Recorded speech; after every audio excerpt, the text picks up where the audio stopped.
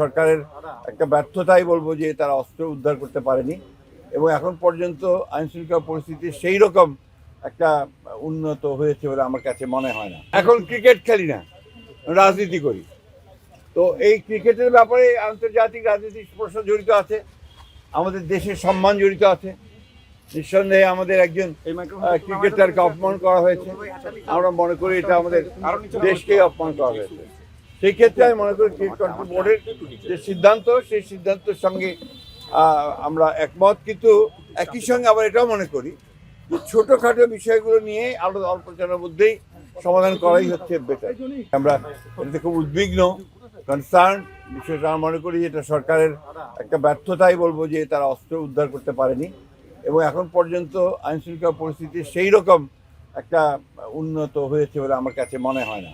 তবে আমি আশাবাদী, আমি মনে করি যে নির্বাচন চলাকালীন সবাই সেটা ইমপ্রুভ করবে আরও এবং একটা ভালো অবস্থায় আসবে। দুটি দল বলতে আপনি কোন দুটি দলকে বোঝাচ্ছেন? বিএনপি ও জামাত।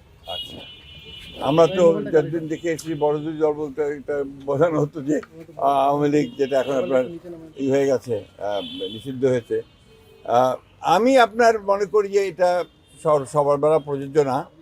আমরা জনগণের কাছে যাচ্ছি, পরীক্ষিত রাজনৈতিক দল বিএনপি। আপনার এই দেশে যা কিছু ভালো সব কিছু কিন্তু বিএনপির অর্জন, এবং যে সংস্কার আপনার একদলীয় গণতন্ত্র থেকে বহুদলীয় গণতন্ত্রে আসা, আপনার প্রেসিডেন্সিয়াল ফর্ম থেকে পার্লামেন্টারি ফর্মে আসা, মুক্ত আপনার সংবাদ পত্রের স্বাধীনতাকে নিশ্চিত করা, বিচার বিভাগের স্বাধীনতাকে নিশ্চিত করা, সবই বিএনপি করেছে, অতীতে করেছে।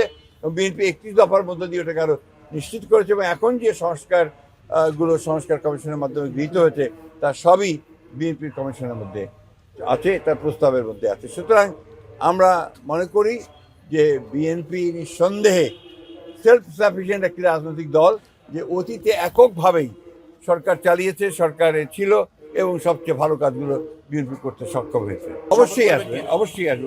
উত্তরাঞ্চল তো তার পিতৃভূমি, বগুড়া, দিনাজপুর হচ্ছে তার নানির বাড়ি, এটা তো একটা ব্যাপার আছে। তাছাড়া রংপুরে আমাদের যে শহীদ আপনার আবু সাইদ, তার কবর জিয়ারত করবেন। আমাদের এইদিকেও অনেক শহীদ আছেন, তাদের কবর জিয়ারত করবেন। এইটা হবে। নির্বাচনের পরিস্থিতি বোঝা যাবে যখন আপনার শুরু হবে প্রচারণা, তার আগে কিন্তু বোঝা যাবে না। এখন তো আপনার সবাই যে যার সাংগঠনিক ব্যাপারগুলো গোছাচ্ছে, আপনার মনোনয়নের ব্যাপারগুলো গোছাচ্ছে। নির্বাচনের প্রকৃত অবস্থা আপনি বুঝতে পারবেন যখন এর প্রচার শুরু হবে। গণভোটের প্রচারণা তো বিএনপির দায়িত্ব না, জনগণের দায়িত্ব ভোট দেওয়া। যদি গণভোটে হা বা না, জনগণ যা করতেই হবে। তারা আপনার সবসময় ফ্যাসিস্টদের ভয়ে থাকে, নিজেরা কোনো কাজ করে না, বিদেশে থেকে বড় বড় কথা বলে, তাদের কাছে এগুলো মনে হয়। আমাদের কাছে কিন্তু আমরা ফ্যাসিস্টকে মানে তাড়াতেও জানি, মারতেও জানি, মার খেতেও জানি। We are not afraid of that. Teesta, Padma এবং অভিন্ন নদী যতগুলো আছে সেগুলো সবগুলোর ব্যাপারেই আমরা ভারতের সঙ্গে আমরা এনগেজ করব এবং আমরা তাদের কাছ থেকে পানি হিস্সা আদায় করবো। একটা দেশের যে বলে মিউচুয়াল রেসপেক্ট, আপনার পারস্পরিক যে আপনার সম্মান, সেটা রেখে সব রকমই আমার দাবি আমি আদায় করার চেষ্টা করবো। না, আমরা যদি তাদের সঙ্গে ঠিক সঠিকভাবে ডিপ্লোম্যাটিক আচরণ করতে পারি, তাহলে তাদেরও বিরূপ আচরণ কমে যাবে।